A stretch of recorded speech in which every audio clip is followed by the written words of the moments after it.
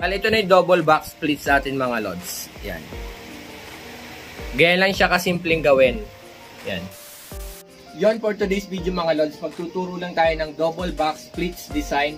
Sobrang simple lang nito pero maganda namang tingnan. Umpisahan na natin. Bale dito nga mga lods, gagawa lang tayo ng 3 pleats. At least nasa 4 inches yung pleats mga lods.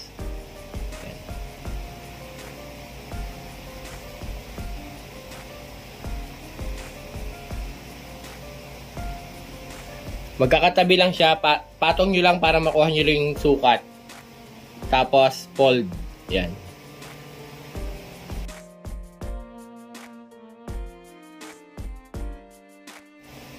At after nyo makatapos ng 3 pleats mga lods, dito ngay gagawa lang tayo ng 6 na set. Bali, ang gagawin nyo lang, sukatin nyo na yung table nyo kung saan kayo maglalagay para pantay.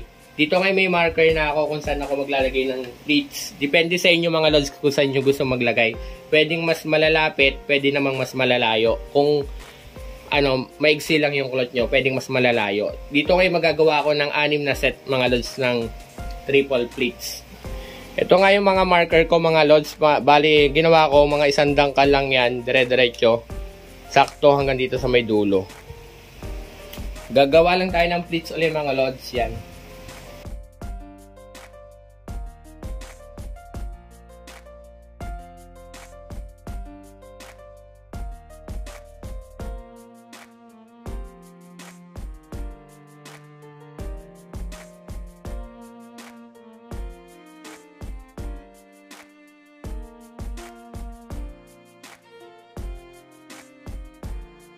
At bale ito na siya mga lods, yan nagawa na natin yung 6 na set ng ating knife pleats. Yan.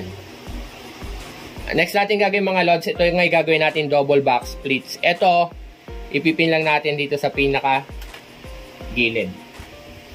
Yung 2 pleats, tusukin nyo lang siya sa bandang loob para hindi nakalabas yung pin, pasok, sabay. Tusukin nyo yung pin, pasok, sabay palob mga lods. Ito rin dito. Ito siya. Yung pin. Sana. Dito mga lods, ito. Halimbawa ito yung pin. Tusukin nyo muna yung loob. Lagpasan. Tapos dito naman nyo ikakapit sa top plot o kaya dito sa pinaka-yellow. Pwedeng magkasama yan. Di na yan mahuhulog. Pasok nyo. Lock. Labas konti. Pasok pa loob. Yan. Tapos ito naman, ipopold natin siya ng ganito. Parang box splits lang mga lods. Kaya magiging double siya kasi ito, tsaka ito. Pipin lang ulit natin yung gilid.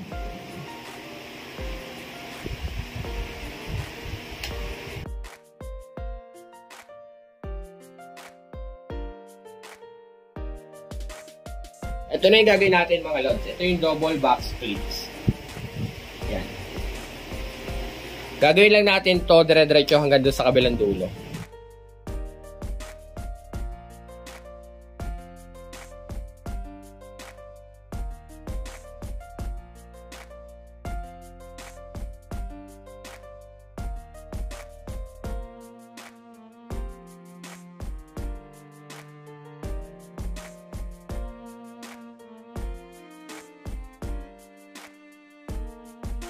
At dito naman mga lods, ito ipopold nyo lang paloob. Yan. Ito na yung pinakasimpleng design natin gagawin dito sa gilid. Yan.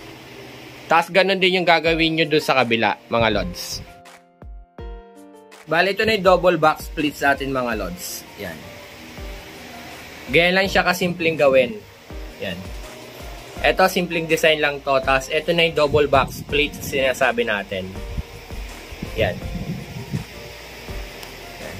Guys, mas maganda to kung yung table nyo is 2 meters kasi ito kasi parang 1.5 meter lang. Pero kahit pang 4 seaters lang din na table kagaya ng sa akin, okay na.